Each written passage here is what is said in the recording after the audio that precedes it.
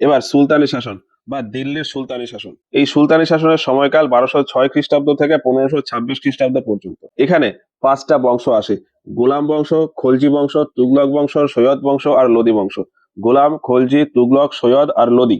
এর ভেতর সবচেয়ে বেশি সময় ধরে ছিল তুগলক বংশ আর সবচেয়ে কম সময় ধরে খলজি। এবার গোলাম বংশ। এই গোলাম বংশের সময়কাল 1206 থেকে 1290 খ্রিস্টাব্দ পর্যন্ত। গোলাম বংশ বা দাস বংশের রাজধানী ছিল লাহোর। এখানে যে সুলতানরা আসে তারা হলো কুতুবুদ্দিন আইবক, আরাম শাহ, ইলতুৎমিশ, রুকনুদ্দিন, রাজিয়া সুলতান, বহরম শাহ, নাসিরউদ্দিন শাহ, বলবন, কৈকুবাদ, কিউমার্স। এরা কি কি? কুতুবুদ্দিন আইবক, আরাম শাহ, ইলতুৎমিশ, রুকনুদ্দিন, রাজিয়া সুলতান, বহরম শাহ, নাসিরউদ্দিন শাহ, বলবন, কৈকুবাদ, কিউমার্স। প্রথমেই কুতুবুদ্দিন আইবক। তার শাসনকাল 1206 থেকে 1210 খ্রিস্টাব্দ পর্যন্ত। তার বিভিন্ন উপাধি ছিল, যেমন হাতিম, লাখ বক্স, কুরআন খান বা কুরআন বক্স। প্রচুর দান করতো বলে হাতিম, লক্ষ লক্ষ মুদ্রা দান করতো তাই লাখ বক্স, পুরো কুরআন তার মুখস্থ ছিল তাই কুরআন খান বা কুরআন বক্স। তার গুরু ছিল বখতিয়ার কাকি। গুরুর স্মরণে মিনার তৈরি করেছিল কুতুব মিনার। এছাড়া দিল্লিতে কুব্বাতুল ইসলাম মসজিদ আর আজমিরে আড়াই দিনের ঝোপড়া তৈরি করে। তার সেনাপতি ছিল বখতিয়ার খলজি। বখতিয়ার খলজি নালন্দা বিশ্ববিদ্যালয় জ্বালিয়ে দেয়। এই বখতিয়ার খলজির নাম অনুসারেই বিহারে একটা জায়গা রয়েছে বখতিয়ারপুর। কুতুবুদ্দিন আইবক কুতুব মিনারের কাজ শুরু করেছিল, কিন্তু সেটা শেষ হওয়ার আগেই মারা যায়। এই কুতুব মিনারের কাজ শেষ করেছিল পরবর্তী সুলতান ইলতুৎমিশ। পরবর্তীকালে গিয়ে এই কুতুব মিনারের পুনর্নির্মাণ করেছিল ফিরোজ শাহ তুগলক। আলাউদ্দিন খলজি এই কুতুব মিনারের পাশেই আলাই মিনার তৈরি করতে চেয়েছিল এবং এটা তৈরির দায়িত্ব দিয়েছিল তার সেনাপতি মালিক কাফুরকে, কিন্তু সেটা সফল হয়নি। পরবর্তীতে আলাউদ্দিন খলজি ওই কুব্বাতুল ইসলাম মসজিদের বাইরে একটা প্রবেশদ্বার নির্মাণ করেছিলেন। এই কুতুবুদ্দিন আইবকের দরবারে দুজন বিখ্যাত কবি ছিলেন, মিনহাজ উস সিরাজ আর হাসান নিজামি। মিনহাজ উস সিরাজের লেখা তবকাতে নাসরি আর হাসান নিজামির লেখা তাজ উল নাসরি।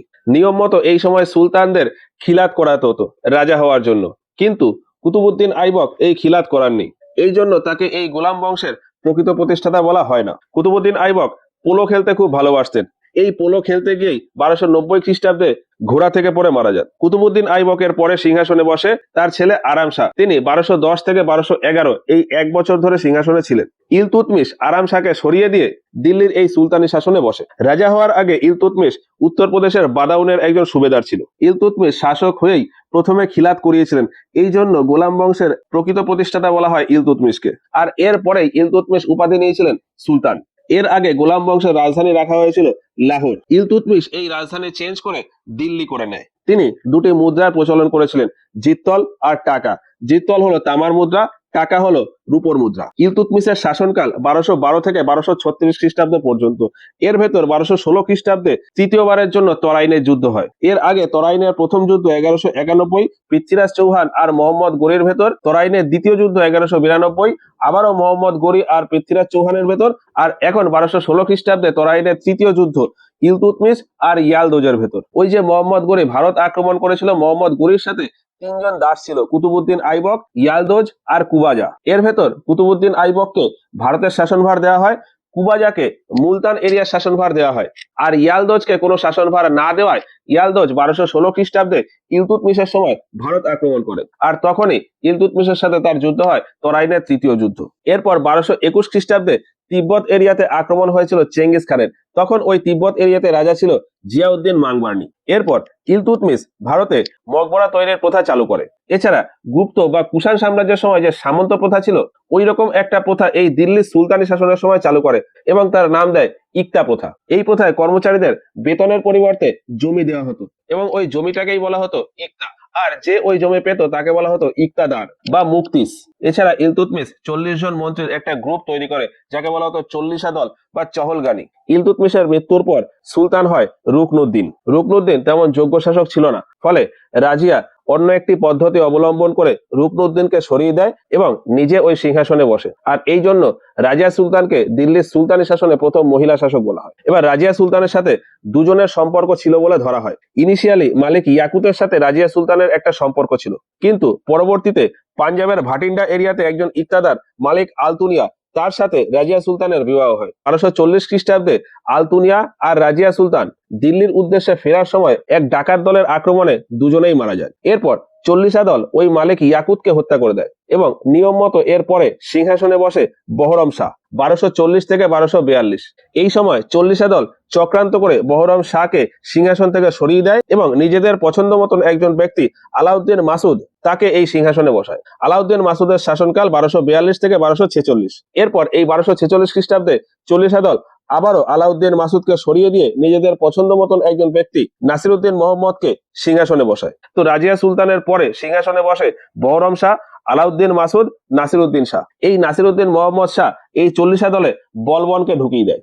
বলবন এই চল্লিশা দলের থেকে ওই চল্লিশা দলের খারাপ প্রভাবগুলো কাটিয়ে দেয় বা কাটিয়ে দেওয়ার চেষ্টা করে। আর এই জন্য নাসিরউদ্দিন মোহাম্মদ বলবনকে উলুগ খান উপাধি দেন। তো বলবনের উপাধি উলুগ খান। এখন নাসিরউদ্দিন মোহাম্মদের মৃত্যুর পর সিংহাসনে বসে বলবন। বলবন সিংহাসনে বসে এই চল্লিশা দলকে সমাপ্ত করে দেয়। এর পাশাপাশি দরবারে কিছু নতুন নিয়ম চালু করে, যেমন রাজার কাছে সিজদা প্রথা চালু করে, নওরোজ উৎসব চালু করে।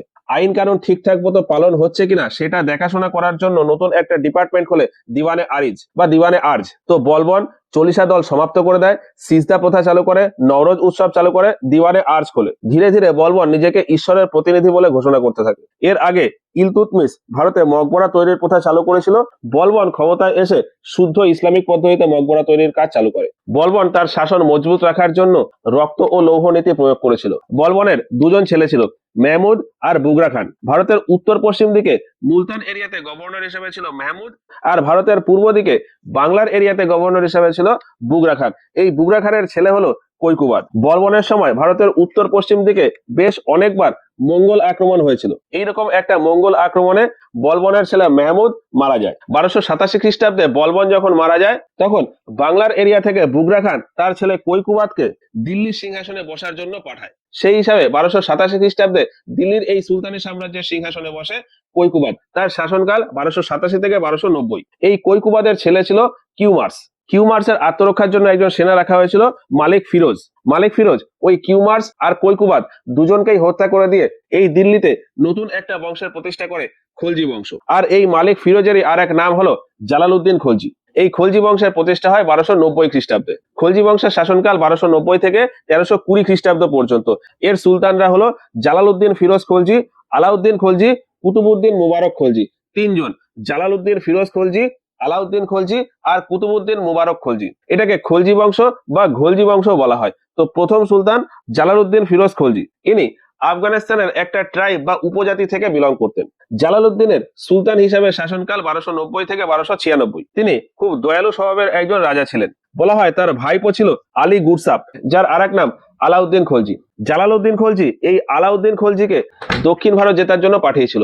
আলাউদ্দিন দক্ষিণ ভারতের অনেকটা অংশ জিতেই দিল্লিতে ফিরে জালালউদ্দিনের মেয়েকে বিবাহ করে, যার নাম হলো মালিকাই জাহান। তো আলাউদ্দিন খলজির সাথে বিবাহ হয় জালালউদ্দিনের মেয়ে মালিকাই জাহানের। এরপর আলাউদ্দিন জালালউদ্দিনকে হত্যা করে দেয় এবং দিল্লির ওই সিংহাসনে বসে। সুলতান হিসাবে আলাউদ্দিনের শাসনকাল 1296 থেকে 1316 খ্রিস্টাব্দ পর্যন্ত।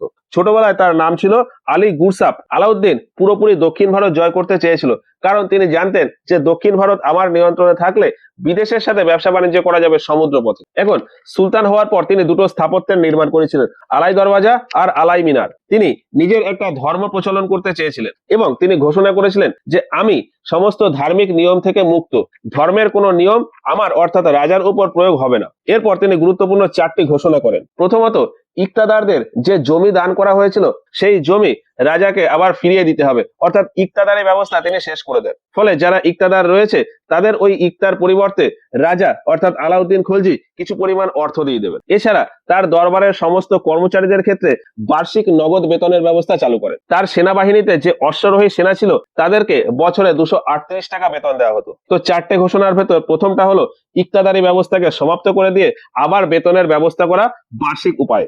দ্বিতীয়ত, সমস্ত রকম নেশাদ্রব্যে তিনি নিষেধাজ্ঞা লাগান। তৃতীয়ত, ছোটখাটো উৎসব ও বড় বড় জমিদারদের যে সভা সেই সবে নিষেধাজ্ঞা লাগান। আর 4 নম্বরে তিনি গুপ্তচর ব্যবস্থা চালু করেন। পুরুষদের পাশাপাশি মেয়ে আর বাচ্চাদেরও গুপ্তচর হিসেবে ব্যবহার করতেন। এছাড়া আলাউদ্দিন খলজি সেনাবাহিনীতে প্রচুর পরিবর্তন করেন। তার প্রথমটা হলো সেনাদের ওই বার্ষিক বেতন দেওয়ার ব্যবস্থা চালু করেন, সৈনিকদের ক্যান্টিনের ব্যবস্থা করেন, সৈনিকদের একটা রেকর্ড রাখতেন যাকে বলা হতো হুলিয়া। এই হুলিয়ার মাধ্যমে সৈনিকদের ড্রেস আর ঘোড়াতে দাগ দেওয়ার ব্যবস্থা চালু করেন। এছাড়া স্ট্যান্ডিং আর্মি তৈরি করেন তিনি। রাজ্য চালানোর জন্য বিভিন্ন রকম কর নিতেন, যেমন জাজিয়া, জাকাত, খুমস, খরাজ, চড়ি, ঘড়ি।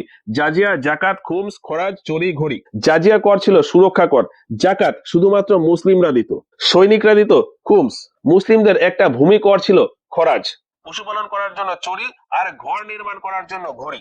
জাজিয়া, জাকাত, খুমস, খরাজ, চড়ি, ঘড়ি। এই সময় কৃষিতে ট্যাক্স বা করের পরিমাণ ছিল প্রায় 50%। কোন একজন কৃষকের কাছে যতটা জমি রয়েছে সেই জমির পরিমাপ অনুযায়ী ট্যাক্স নেওয়া হতো।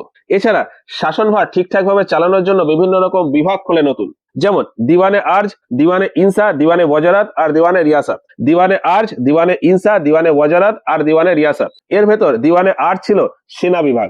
এর আগে গোলাম বংশের সময় বলবনি দিওয়ানে আর্জ চালু করেছিলেন, কিন্তু এই খলজি বংশের সময় আলাউদ্দিন খলজি এই দিওয়ানে আর্জটাকে আরো ভালোভাবে সাজিয়ে গুছিয়ে তৈরি করেন। এই সেনা বিভাগ দেখার জন্য তার 4 জন সেনাপতি ছিল: নুসরত খান, উলুগ খান, জাফর খান, মালিক কাফুর। নুসরত খান, উলুগ খান, জাফর খান, মালিক কাফুর। এরপর দিওয়ানে ইনসা ছিল ডাক বিভাগ, দিওয়ানে ওয়াজারাত ছিল মন্ত্রী বিভাগ, আর দিওয়ানে রিয়াসাত ছিল বাজার নিয়ন্ত্রণের বিভাগ। এই ডিপার্টমেন্টের আন্ডারে তিনি নতুন একটি পোস্ট খোলেন, শাহানাই মান্ডি, যে বাজার দরকে নিয়ন্ত্রণ করে রাখতো আর বাজারে জিনিসপত্রের দাম ঠিকঠাক ভাবে আছে কিনা সেগুলো দেখাশোনার জন্য গুপ্তচর লাগিয়ে রাখতো, যাদের বলা হতো মুনিয়ান্স। বাজার নিয়ন্ত্রণ করার জন্য গুপ্তচর, মুনিয়ান্স। এবার আলাউদ্দিন খলজির সময় গুজরাটের ভারত এরিয়াতে একজন রাজা ছিল রায়করণ। এই গুজরাট এরিয়া দখল করার জন্য আলাউদ্দিন খলজি তার সেনাপতি নুসরত খানকে পাঠায়। নুসরত খান রায়করণকে হারিয়ে দেয় এবং সেখান থেকে 1000 দিনারের পরিবর্তে একজন গোলাম বা দাস পায় মালিক কাফুর। এই জন্য মালিক কাফুরকে 1000 দিনারি বলা হয়। এরপর রাজস্থান এরিয়া দখল করার জন্য আবারও পাঠায় নুসরত খানকে। উত্তরপ্রদেশের এরিয়া দখল করার জন্য পাঠায় উলুগ খানকে। উত্তরপ্রদেশ উলুগ খান, রাজস্থান নুসরত খান, আর উত্তরে কাশ্মীরের দিকে পাঠায় জাফর খানকে। আলাউদ্দিনের সময় উত্তর দিকে বহুবার মঙ্গল আক্রমণ হয়েছে। ধরা হয় তার সময় টোটাল 27 বার মঙ্গলদের আক্রমণ হয়। এই মঙ্গলদের আক্রমণ প্রতিহত করার জন্যই আলাউদ্দিন জাফর খানকে পাঠায়, কিন্তু শেষের দিকে মঙ্গলদের হাতে জাফর খান মারা যায়। রাজস্থান এরিয়ার দিকে আক্রমণের সময় চিত্তরের রাজা রতন সিং এর সাথে আলাউদ্দিন খলজির বিবাদ বাঁধে রানী পদ্মাবতীকে নিয়ে। এরপর দক্ষিণ ভারত জয় করার জন্য আলাউদ্দিন মালিক কাফুরকে পাঠায়। আর এই সময় আলাউদ্দিন খলজি প্রথম যে দক্ষিণ ভারত জেতার জন্য ফুল প্রুফ প্ল্যান নিয়ে এগোয়, মানে সুসংগঠিত ভাবে এগোয়। দক্ষিণ ভারত যাওয়ার জন্য প্রথমেই ছিল ওয়ারাঙ্গাল রাজ্য। এই ওয়ারাঙ্গালের রাজা ছিল রাজা প্রতাপরুদ্রদেব। আলাউদ্দিনের কথা মতো মালিক কাফুর যখন দক্ষিণ ভারতের দিকে অগ্রসর হয়, প্রতাপরুদ্রদেব প্রথমেই মালিক কাফুরের বর্ষতা স্বীকার করে নেয়। এই সময়টা হলো 1310 খ্রিস্টাব্দ এবং রাজা প্রতাপরুদ্রদেব তার কাছে থাকা কোহিনূর হীরা মালিক কাফুরকে দিয়ে দেয়। এখানে আরো একটা বিষয় হলো যে এই রাজা প্রতাপরুদ্রদেব কাকতীয় বংশের রাজা ছিল। ওয়ারেঙ্গেল এরিয়াতে কাকতীয় বংশের রাজা রাজা প্রতাপরুদ্রদেব মালিক কাফুরের বর্ষতা এমনি স্বীকার করে নেয় এবং তার কাছে থাকা কোহিনূর হীরা 1310 খ্রিস্টাব্দে মালিক কাফুরকে দিয়ে দেয়। মালিক কাফুর এই কোহিনূর হীরা আলাউদ্দিন খলজির কাছে দিয়ে দেয়। এরপর মালিক কাফুর দক্ষিণ ভারতের যাদব বংশের রাজা রামচন্দ্র দেবের কাছে যায়। রামচন্দ্র দেব মালিক কাফুরের সাথে লড়াই করে এবং পরাজিত হয়ে যায়, কিন্তু তার বীরত্ব দেখে আলাউদ্দিন খলজি রামচন্দ্র দেবকে ছেড়ে দেয়।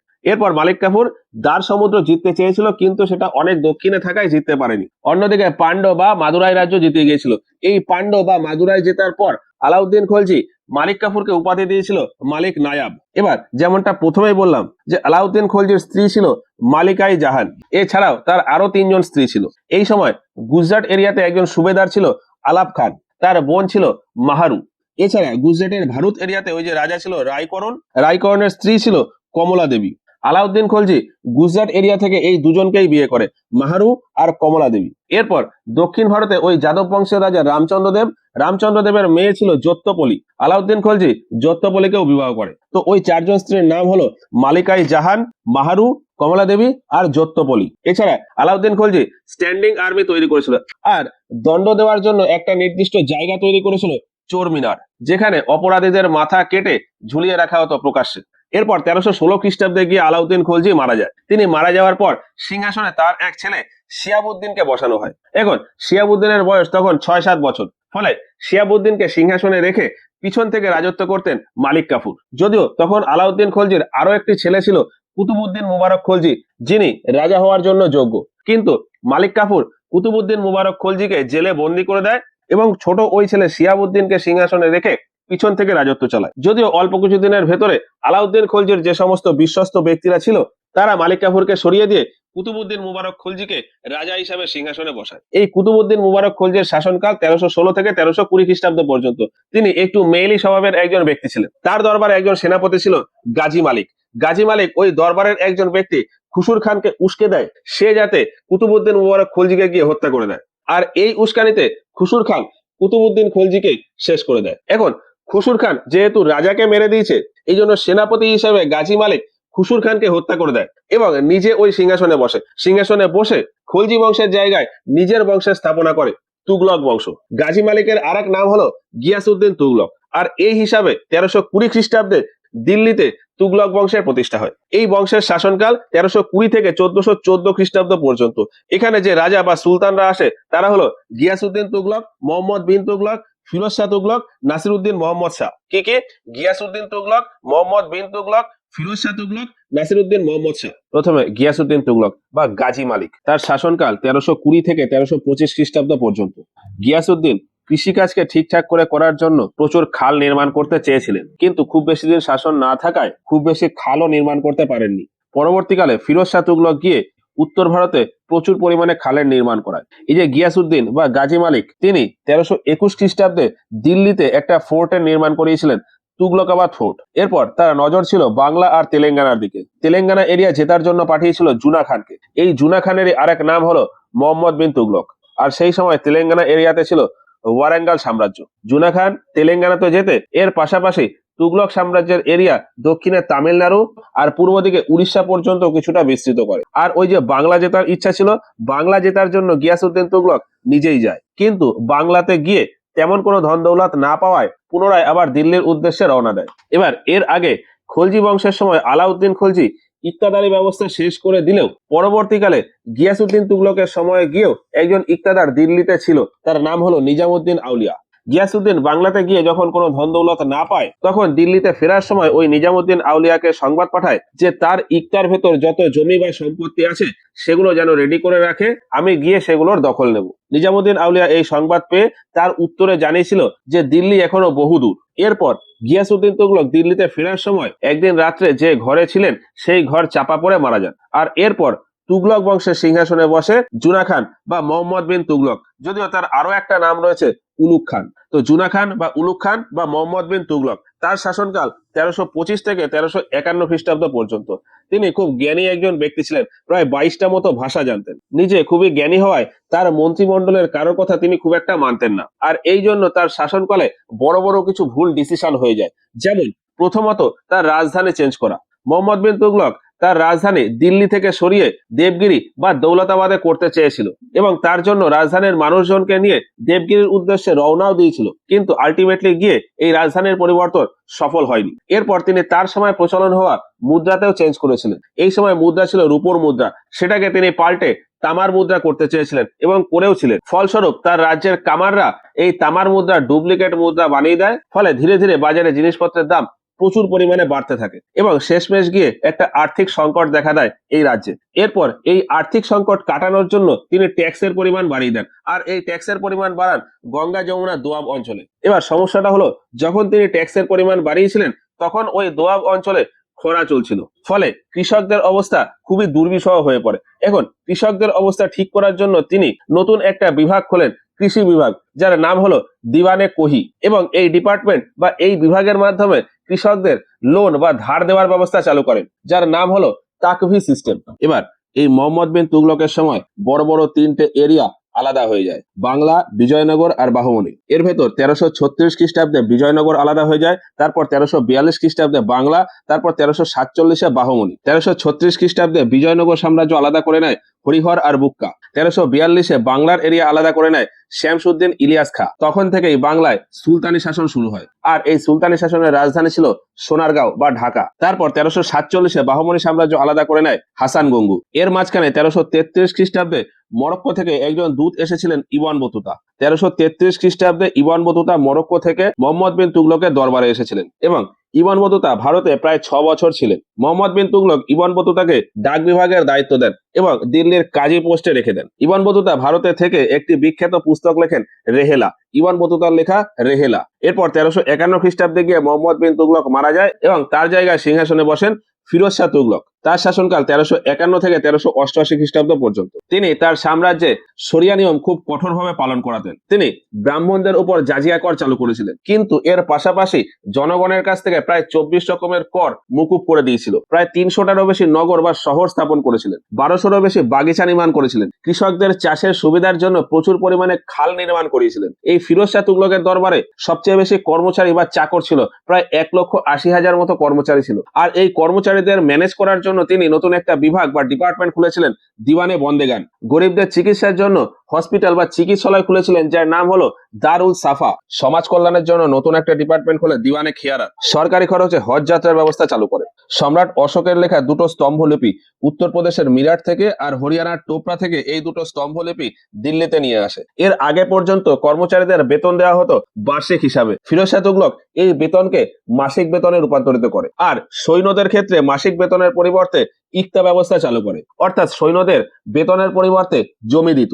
ওই জমিকে বলা হতো ইক্তা বা ওয়াজাফ, আর ওই জমির মালিককে বলা হতো ইক্তাদার। এরকম বেশ কয়েকজন ইক্তাদারের একটা গ্রুপ হতো, ওই গ্রুপকে বলা হতো ওয়াজাফদার। এর পাশাপাশি তিনি নতুন একটি পোস্ট চালু করেছিলেন, মুক্তাইস।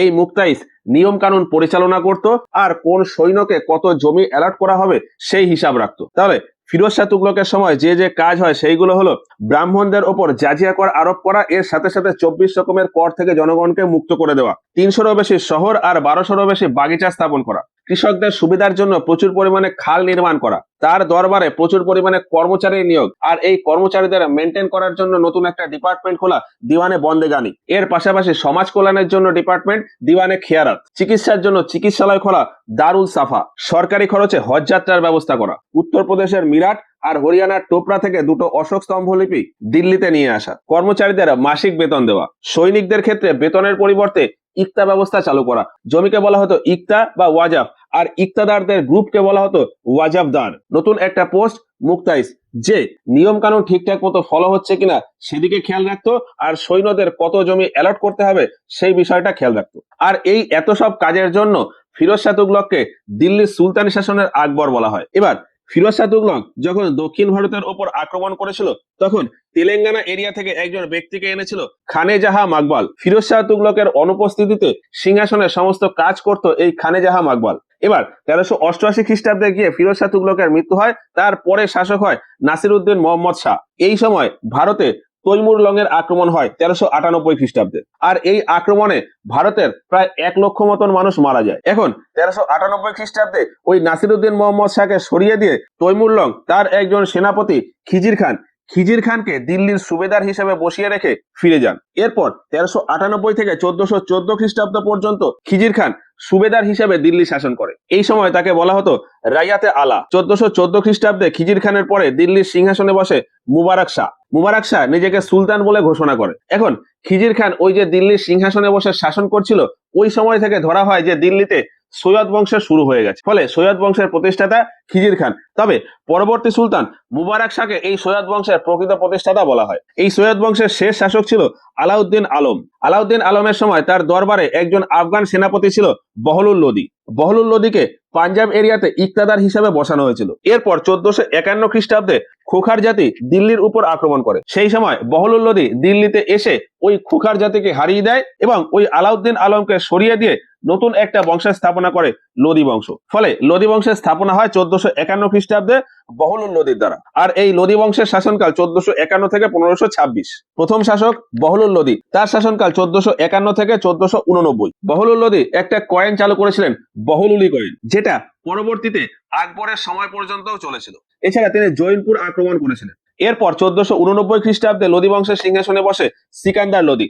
বহলুল লোদি, সিকান্দার লোদি, তারপর ইব্রাহিম লোদি। সিকান্দার লোদির উপাধি ছিল সিকান্দার শাহ। তিনি গুলরুখি নামে একটা পত্রিকা লিখতেন। দূরত্ব মাপার জন্য একটা নতুন স্কেল তৈরি করেছিলেন, যাকে বলা হয় গজে সিকান্দারি, যার বর্তমান নাম হলো গজ। এছাড়া তিনি মহরম উৎসবে তাজিয়া প্রথাকে ব্যান করে দিয়েছিলেন। 1504 খ্রিস্টাব্দে তিনি আগ্রা শহরের স্থাপনা করেছিলেন এবং এই লোদি বংশের রাজধানী ওই আগ্রাতে শিফট করে নিয়েছিলেন। এরপর 1517 খ্রিস্টাব্দে সিংহাসনে বসে ইব্রাহিম লোদি। এই সময় রাজস্থানের মেওয়ার এরিয়াতে রাজা ছিল রানা সাঙ্গা। রানা সাঙ্গার সাথে ইব্রাহিম লোদির একটা যুদ্ধ হয়, খাতলির যুদ্ধ, 1518 খ্রিস্টাব্দে। 1518 খ্রিস্টাব্দে ইব্রাহিম লোদি আর রানা সাঙ্গার ভেতর যুদ্ধ, খাতলির যুদ্ধ। রানা সাঙ্গা এই যুদ্ধে পরাজিত হয়ে যায়। ইব্রাহিম লোদির দুজন আত্মীয় ছিল দৌলত খান লোদি আর আলম খান লোদি। পরবর্তীতে 1526 খ্রিস্টাব্দে গিয়ে এই দৌলত খান লোদি, আলম খান লোদি আর রানা সাঙ্গা এই তিনজনে মিলে আফগান এরিয়া থেকে বাবরকে আমন্ত্রণ জানায়। ফলে 1526 খ্রিস্টাব্দে বাবর আর ইব্রাহিম লোদের ভেতর একটা যুদ্ধ হয়, পানিপথের প্রথম যুদ্ধ। 1526 খ্রিস্টাব্দে পানিপথের প্রথম যুদ্ধ বাবর আর ইব্রাহিম লোদের ভেতর। এই যুদ্ধে ইব্রাহিম লোদি হেরে যায় এবং 1526 খ্রিস্টাব্দ থেকে ভারতে বাবরের দ্বারা মোগল শাসন শুরু হয়। এবার দিল্লির শাসন ব্যবস্থা সম্পর্কে অল্প কিছু বিষয় আছে, যেমন এই সুলতানি সাম্রাজ্যের সময় প্রধান ভাষা ছিল ফার্সি। এরপর গোলাম বংশের রাজা বলবনের সময় একজন লেখক ছিলেন আমির খুসরু। আমির খুসরু বলবন থেকে মোহাম্মদ বিন তুগলক এই 7 জন রাজার দরবারে ছিলেন। ফলে তিনি দিল্লির শাসন ব্যবস্থা সম্পর্কে লিখেছিলেন তারিখে দিল্লি। তারিখে দিল্লির পাশাপাশি দিল্লির শাসন সম্পর্কে লেখা আরো একটা পুস্তক রয়েছে, তারিখে ফিরোজ শাহী, যেটা লিখেছিল জিয়াউদ্দিন বার্নি। এতে বলবনের সময় থেকে ফিরোজ শাহ তুগলকের শাসনকাল পর্যন্ত লেখা। এই আমির খসরুকেই হিন্দুস্তানের তোতা পাখি বা তোতায়ে হিন্দ বা প্যারট অফ ইন্ডিয়া বলা হয়। তিনি ছিলেন ওই নিজামুদ্দিন আউলিয়ার শিষ্য। এছাড়া তিনি একটা কবিতা লিখেছিলেন কিরান উস সাদাইন, যেখানে কৈকুবাদ আর বুগরা খানের লড়াইয়ের ব্যাপারে লেখা। এছাড়াও এই সুলতানি শাসনকালে আরো বিভিন্ন পুস্তকের রচনা হয়, যেমন দিওয়ান উল ফতে, যেখানে জালালউদ্দিন খলজির সামরিক কাজবাজ সম্পর্কে লেখা। খাজাইন উল ফতে আলাউদ্দিন খলজি সম্পর্কে লেখা। নু ই শিপির, যেখানে খলজি বংশের রাজা কুতুবউদ্দিন মুবারক শাহের শাসনকাল সম্পর্কে লেখা। তুগলকনামা গিয়াসউদ্দিন তুগলক সম্পর্কে লেখা। কি কি? দিওয়ান উল ফতে জালালউদ্দিন খলজি, খাজাইন উল ফতে আলাউদ্দিন খলজি, দিওয়ান উল ফতে জালালউদ্দিন খলজি, খাজাইন উল ফতে আলাউদ্দিন খলজি, তুগলকনামা গিয়াসউদ্দিন তুগলক আর নুহ ই শিপির কুতুবউদ্দিন মুবারক শাহ। এরপর বিজয়নগর, বাহমনি, বাংলার সুলতানি শাসন আর অন্যান্য ছোটখাটো সাম্রাজ্য।